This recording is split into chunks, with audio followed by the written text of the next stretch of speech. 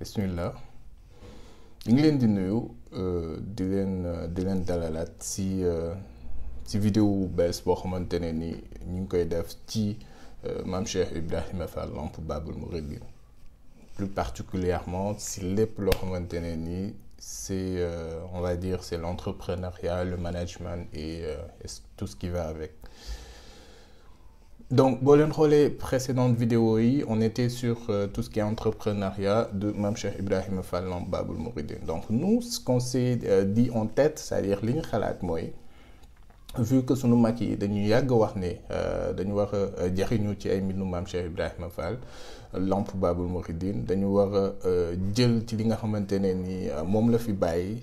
ñu mën si jariñoo. Et quand on part dans le domaine de l'entrepreneuriat, du management, dañuy gis ne maanaam il y a aucune chose de pratique boo xamante ne ni nit ñi mettre nañ ko en place pour doomu aadama yi mën si jariñu. Autrement dit, duñu constater benn affaire boo xamante ne ni maanaam jóge na ci Mame Cheikh Ibrahima Fall Lamp Babul Mouridine dans le domaine de l'entrepreneuriat, du management loo xamante ne c'est concrète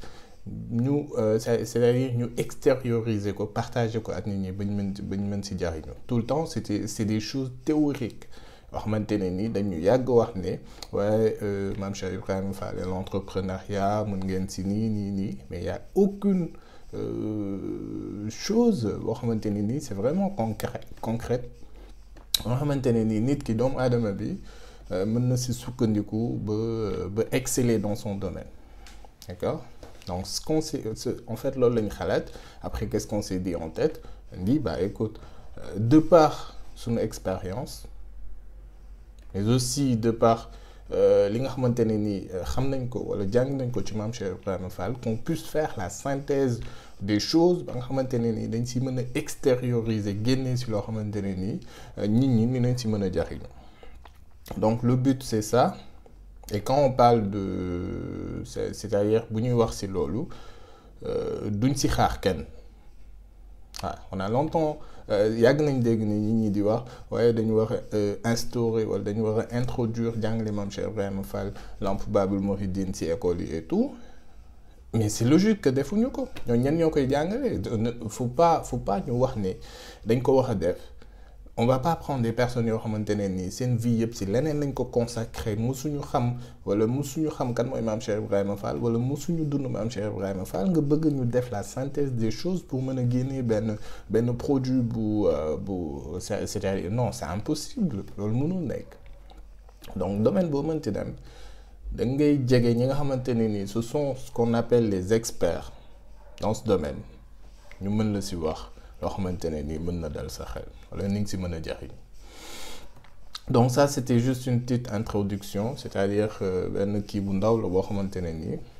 c'était important ñu def ko. Donc tey vidéo bi on va parler des piliers d'enrichissement de Mame Cheikh Ibrahima Fall Lamp Babul Mouridine, d'accord? Donc tey vidéo bi ça sera ça va tourner autour de ce qu'on appelle des piliers, maanaam ni ñuy woowee ay action ay business yoo xamante ne ni dina la permettre dina tax nga mën a dolleeku ci alal, d'accord? dina tax nga mën a gën a gagner ci li nga xamante ne ni mooy alal. Donc modèle bi nga xamante ne ni on va le voir tey et ça sera uniquement dañ koy florer mooy Mame Cheikh Ibrahima Fall Lamp Babul Mouridine yan pilier le mettre en place ba nga xamante ne nii ci la doon enrichissé wu, c'est-à-dire si la doon gagner li ñuy tuddee xaalis, c'est-à-dire autrement dit yan action yan pilier le mettre en place pour mën a générer, pour mën a créer de l'argent. Et loolu c'est important nit ñi xam ko, c'est très important. Donc faut pas se limiter comme j'ai l'habitude de dire, faut pas se limiter sur baatin machin comme j'ai l'habitude de le dire. Mame Cheikh Ibrahima Fall Lamp Babul Mouridine c'est bien plus que ça. waaw c'est bien plus que ça. waaw ku xam Mame Cheikh Ibrahima Fall dëggantaan xam niñ ci mën a jariñoo. Tu vas pas te limiter sur doo yam si li ñuy tuddee ay baatin ay loolu si la bokk, on est d'accord, on est tous d'accord. Mais dafa am lu c'est-à-dire dafa am moom dafa ëpp loolu. waaw moom dafa ëpp loolu et li ñu mën a am si moom c'est bien plus que ça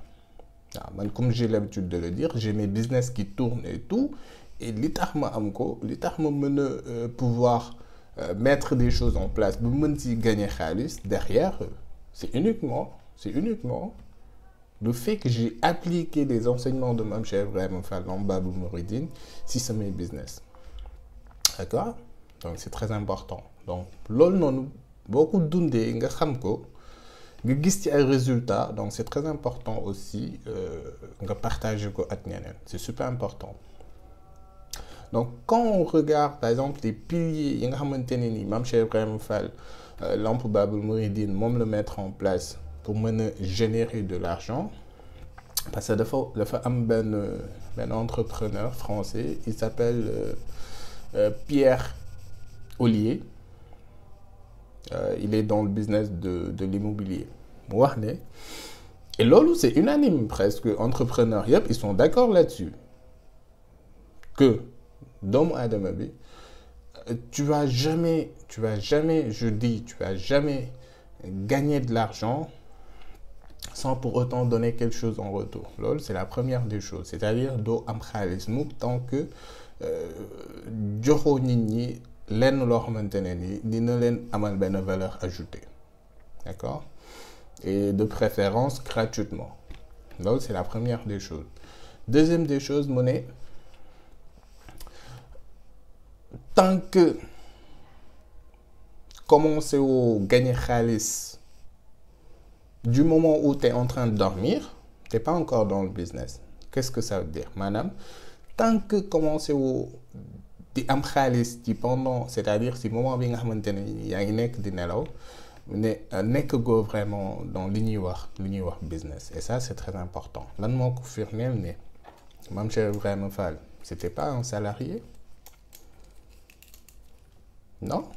il n'était pas un salarié et pourtant il était millionnaire à son époque pourquoi c'est à cause de l'entrepreneuriat donc c'est très important que nga xam ne que tu sois salarié que tu sois loo mënti doon nga am sa liggéeyu bopp nga bañ am sa liggéeyu bopp que tu sois salarié et tout c'est très important d'avoir son propre business parce que amul kenn ci àdduna bi koo xamante ne nii c'est un millionnaire boo xamante ne nii c'est un salarié amul man je le vois pas à part ce qu'on appelle les footballeurs les basketteurs non c'est-à-dire une personne qui travaille de 8h à 19h 17h et millionnaire non, moi à ma connaissance je le connais pas xawma ko d'accord donc quand tu veux avoir des sources c'est-à-dire quand tu veux générer des revenus il faut nga am ay piliers ce qu'on appelle des piliers d'enrichissement et Mame Cheikh Ibrahima Fall bu ñu xoolee bu baax il tournait autour de 3 piliers d'enrichissement yoo xamante ne ni et jusqu'à présent c'est d'actualité d'accord le premier c'est ce qu'on appelle l'immobilier et l'immobilier da ngay xool bi Mame Cheikh Ibrahima Fall Lamp Baabul Mouridine di investir ci immobilier di investir ci ay terres di faire tout pour obtenir ce qu'on appelle des titres fonciers mais boobu nit ñi amuñu sax xelu non mais c'est-à-dire c'est hyper important ñu mën a focus ci loolu c'est-à-dire moom bu muy focus sur le fait d'investir dans l'immobilier c'est-à-dire c'est 70 ans après la nit ñi xam ne ndekete immobilier c'était ce qu'on appelle source d'investissement yoo xamante ni ça va te procurer ce qu'on appelle des revenus passifs. Qu'est-ce que ça veut dire des revenus passifs? Des revenus passifs, moi, je me donne précédemment tout à l'heure, c'est le fait de pouvoir dormir, di am loo xamante ne ni daf lay générer des revenus, daf lay créer le xaalis. Et après c'est l'effet boule de neige. L'effet boule de neige mooy loo xamante ne ni day continuer, ça va pas s'arrêter, day continuer. Parce que tey jii nga dem jëndi terrain waxuma sax nga bañ ko tabax.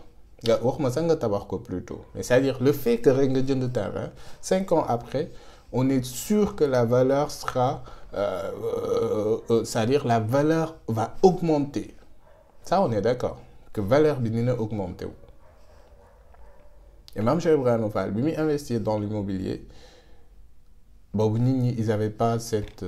état d'esprit. Moom lañ doon wax ci vidéo précédente, le mindset. Donc boo xoolee source d'enrichissement am, les 3 piliers yi nga xamante ne nii moom la mettre en place pour mën a être un millionnaire, le premier c'est l'immobilier. Ouais, le premier c'est l'immobilier. Dem na ba nga xamante ne nii sax man dégg naa koo xamante ne nii wax na ne am na benn suuf maam Cheikh Ibrahima Fall Lamp Baboul Mouridine boo xamante ne fay nañ ci 900 millions. Waaw. Donc c'est tout simplement pour dire, et l'autre c'est de source sûre, mais c'est tout simplement pour dire que quand tu veux exceller yow mii nii di seetaan, si tu veux mettre des choses en place, si tu veux exceller dans ton domaine, pense à faire de l'immobilier. C'est très important. Bah après tu vas me dire, après ni nga ma wax ouais aw ma xaalis aw ma lii aw ma non. loolu dinañ ci ñëw ci ay vidéos yoo xamante ne nii nan nga mën a def pour mën a non seulement trouver les bons marchés bons business yi, mais aussi nan nga mën a amee xaalis ci banque ba mën a investir dans l'immobilier. C'est juste des formations loolu kese la mais moom ba muy mettre loolu en place boobu nit ñi comprendre ko ni moo tax ngay dem ba ay jëmi jamono di gis ay suufam yoo xamante ne nii day jar ay 900 millions waaw ba muy investir boobu looloo taxoon. Donc c'est hyper important ñu xam loolu. Premier pilier bi c'est l'immobilier. waaw c'est le fait d'acquérir des sols. Et c'est super important. Deuxième pilier wu Mame Cheikh Ibrahima Fall Lamp Baboul Mouridine, c'est ce qu'on appelle la culture. Man Mame Cheikh Ibrahima Fall man damay wax ne ni mu intelligent oui. C'est-à-dire boo jàngee ay ñoo xamante ne nii comme des experts comme ay Tim Ferriss yi nga xamante ne ñoo bind la semaine des 4 heures yi nga xamante ne nii def na c'est un best-seller au niveau mondial, des millions d'exemplaires de vente nga xamante ne nii boo ko étudier da ngay gis ne li si nekk moom la Mame Cheikh Ibrahima Fall andi te maa ngi dégg bëgg démb Cheikh Ahmed Khalifa Niass mu wax ne c'est-à-dire boo demee ba mën a gérer le développement personnel mën nga gérer état ndax état moom mooy kër gu mag rek waaw boo demee ba mën a gérer sa kër ça veut dire que mën nga gérer état ndax kër gu mag la nga xool. Man, j'ai pas d'expérience sur tout ce qui est état et tout, mais tout ce qui est développement humain, le développement personnel, j'en sais quelque chose. C'est-à-dire quand tu fais la synthèse des choses, il y a beaucoup de points de conformité.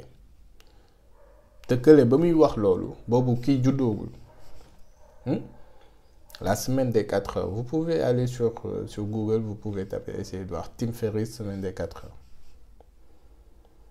nga gis ne deuxième pilier bi mooy ce qu'on appelle la culture mais léegi c'est-à-dire psychologiquement voilà bu mu gisee gars yi genre def des années de formation sur je sais pas faire 5 ans génn doo xam sax la mais c'est grave, c'est-à-dire c'est alarmante. yow da nga def 3 ans 5 ans ci benn formation, c'est-à-dire professionnelle loo xamante ne nii daf la war a mën a permettre boo génnee tu pratiques la chose mais da ngay génn doo am idée doo xam loo war a mën a def mais ça c'est très grave. Mais da ngay xool je reviens à ce que je disais tout à l'heure mooy deuxième pilier bi ce qu'on appelle la culture. Il y avait 2 facettes, il y avait la culture maraîchère ak culture hivernale. Mais lan moo tax Mame Cheikh Ibrahima Fall njëkk investir dans l'immobilier avant d'investir si li nga xamante ne nii mooy culture, c'est-à-dire ce qu'on appelle l'agriculture. Mais loolu c'est une question qu'on doit se poser. Pourquoi Mame Cheikh Ibrahima Fall Lamp Baboul Mouridine njëkk investir? Moi je parle des entrepreneurs, je parle des chercheurs et tout. C'est-à-dire c'est une question pertinente. Lan moo tax Mame Cheikh Ibrahima Fall Lamp Baboul Mouridine njëkk investir si immobilier, si terre, avant d'investir dans l'agriculture. Mais loolu c'est tout simplement loolu boo xoolee modèle bi nga xamante ne ni moom la McDonald's andi mettre ko en place mais da ngay xam lan moo ko waral McDonald's dañ ne dëkk bu ñu dem dañuy louer espace bi mën si def seen business ñoom ñu gis ne bu ñu demee ci dëkk louer espace bi def ci seen business non seulement dañuy seen taxes yi day bëri ils vont payer beaucoup d'impôts mais aussi c'est pas rentable ñu ne qu'est-ce qui est plus rentable mu ne dëkk boo dem di fa investir le plus rentable mooy dañ koy def très brièvement le plus rentable mooy nga moom d'abord suuf si nee na boo moomee suuf si d'abord ni nga mën a instaurer ce business et de ce fait tu vas payer moins d'impôts non seulement da ngay fay moins d'impôts mais aussi tu vas gagner en rentabilité moo tax dans le monde entier McDo boo gis ci àdduna bi McDo boo mënti gis ci àdduna que ça soit au Maroc aux États-Unis en France McDo boo mën a gis ci àdduna bi ñoom immeuble bi mu nekk ñoom ñoo ko moom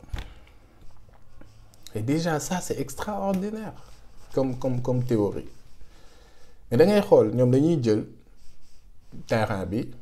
ñu def McDo bi ci kaw on fait des bureaux après ils peuvent faire tout ce qu'ils veulent en haut nga xamante ne ay triple rentabilité ngay am sa CA c'est-à-dire ce qu'on appelle le chiffre d'affaires ça explose donc Mame Cheikh Ibrahima Fall xam na ne bu bëggee instaurer culture muy dem di louer ay terru jàmbur ça va lui coûter beaucoup plus donc qu'est-ce qui est plus important et plus intelligent c'est le fait de pouvoir nga moom d'abord sa suuf donc looloo tax il a investi dans ce qu'on appelle l'immobilier les terres au début mais mu nga xamante ne am na ay terres mu doog a nag ñëw andi ce qu'on appelle l'agriculture et aussi c'est important liggéeykat la woon lu tax parce que hivernal da doon bay mais même hivernal bi bu jeexee sax da doon bay ce qu'on appelle les cultures maraîchères mais loolu c'est extraordinaire ba nga xamante ne nii ce qu'on disait mooy loolu ma doon wax ci précédente vidéo bi ndax tubaab yi bu ñu ñëwoon tubaab bi ñëw wax ne légumes yi dafa frais ba jaaykat bi wax ko kii de ku ñuy wax lii de ku ñuy wax Ibra Fall moo ko fiy andi at li ci xew yëpp je l'ai expliqué sur la vidéo précédente donc loolu c'est super important donc en bref li ñuy wax le premier pilier ce qu'on appelle l'immobilier faites tout pour investir dans l'immobilier d'accord deuxième pilier bi mooy l'agriculture et troisième pilier wu Mame Cheikh Ibrahima Fall c'est ce qu'on appelle l'investissement waaw l'investissement ndax Mame Cheikh Ibrahima Fall ku doon investir la et ça ni nañ ci ñëw ci des choses vraiment concrètes c'est l'investissement et boo xoolee investissement ci jamono bii nii ñu nekk quand tu veux investir dans les choses tu peux le faire avec ce qu'on appelle le business en ligne d'accord donc c'est super important le business en ligne tu peux investir tu peux créer un site un blog d'information et tout nga investir là-dessus parce que c'est rentable tu peux aussi investir dans ce qu'on appelle les marchés financiers parce que moi je suis sûr et je suis persuadé que Mame Cheikh Ibrahima Fall bu fi nekkoon ba jamono yii nii il va investir dans ce qu'on appelle les parce que c'est entrepreneur la waaw man gis naa sax foo xamante ne nii quand il signait am na lu ñu doon wax homme d'affaires waaw Ibra Fall homme d'affaires si je me trompe pas donc c'est super important les marchés financiers ce qu'on appelle c'est-à-dire tout ce qui est bourse et tout donc loolu ça demande des formations loolu ça demande ça demande des choses à sacrifier pour nga mën a kii loolu donc ce que je vous recommande de faire c'est-à-dire si tu veux monter un business en ligne si tu veux créer quelque chose la première chose à faire mooy nga former wu d'abord et quand tu te formes nga xool sa passion nga xool ci ban domaine nga nekk c'est-à-dire nga gën a am talent boo xoolee man kat ci domaine information laa gën a xarañ, man ci domaine communication laa gën a xarañ, man ci domaine tournée de vidéo laa gën a xarañ, man ci domaine mécanique laa gën a xarañ, man ci domaine nii c'est-à-dire ku nekk nga repérer sa domaine bi nga xamante ne nii tu peux mën nga fa donner lu bëri sans pour autant nga fay parce que c'est ta passion mais aussi ci nga gën a xarañ. Donc boo demee ba maîtriser loolu ba identifier ko, qu'est-ce que tu vas faire? Tu vas pouvoir nga mën a lancer wu. Donc ça c'est très important. Donc modèle bi nga xamante ne nii moom la andi. Après quand vous vous lancez, en fonction de lieu bi nga nekk, on va parler du Sénégal, c'est l'agriculture, l'immobilier et les business en ligne. Alors, si tu veux être millionnaire ci jamono bi ni ñu nekk 2020, c'est les 3 piliers yoo xamante ne nii boo si duggee tu seras millionnaire. Ça c'est sûr. Ça c'est très sûr. Et Mame Cheikh Ibrahima Fall wala jamono yooyu noonu bi muy andi loolu te c'est-à-dire domaine yi nga xamante ne nii du mës a dee mooy comme par exemple l'immobilier, l'agriculture et tout, parce que nit ñi dañ bëgg a dund, nit ñi dañ bëgg a dëkk, et ça c'est super important. Donc l'immobilier peut-être on va dire après bi nga xamante ne nii dem nga ba mettre ton business ba mu commencer jur et tout, donc là mën nga am apport, mën nga dem laaj xaalis. Donc l'immobilier on peut le mettre en 3e place. Mais la culture ou l'élevage, là, tu peux le commencer. Donc ça, c'est très important. Donc il faut mettre des piliers qui vont permettre de générer khalis. Donc de ce fait, ça sera ce qu'on appelle l'effet boule de neige, c'est-à-dire de continuer de tourner, de les générer, même si tu as des khalis. Donc lolo, le Mame Cheikh Ibrahima Fall andi won mettre en place, nous investir dans des terres, nous investir dans l'agriculture, nous investir dans des machines à coudre, dans des petits business nga xamante ne nii moo taxoon da daan toog lépp di ko fekk si mu nekk millionnaire. D'accord? Donc c'est très important. Donc ce qu'on va faire, on va se limiter ici. On va faire une autre vidéo prochainement. Donc merci beaucoup ci teewlu bi ngeen teewlu vidéo bi. Donc on aura le temps de voir. Il y aura beaucoup de choses qui vont venir plus tôt si li nga xamante ne nii mooy entrepreneuriat ou management bu Mame Cheikh Ibrahima Fall Lamp Baabul Mouridine. Jërë ngeen jëf.